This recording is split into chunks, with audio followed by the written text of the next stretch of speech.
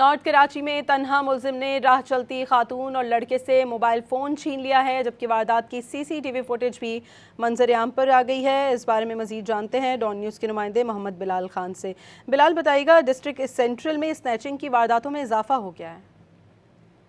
जी बिल्कुल, देखिए district central में लुटेरे आज़ाद दिखाई देते हैं, जिसकी वजह से वारदातें भी बढ़ने लगी हैं।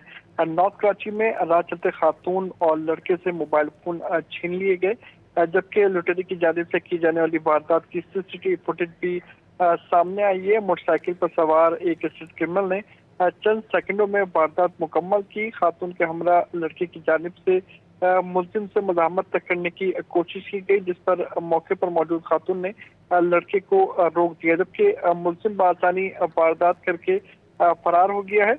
पुलिस हुकाम की जानिब से दावा किया गया है कि मुलजिम को जल्द अज जल्द गिरफ्तार कर लिया जाएगा, जबकि CCTV फुटेज में मुलजिम का चेहरा जो है वो वाज़ेह तौर पर देखा जा सकता है। डिस्ट्रिक्ट के सेंट्रल के मुख्तलिफ इलाकों में रोजाना की बुनियाद पर स्ट्रीट क्राइम की वारदातें हो रही हैं, जबकि पुलिस की जानिब से ये दावा किया जाता रहा है कि जल्द अज जल्द मुलजिमान को गिरफ्तार किया जाएगा और स्ट्रीट क्राइम की शरह में कमी लाई जाएगी।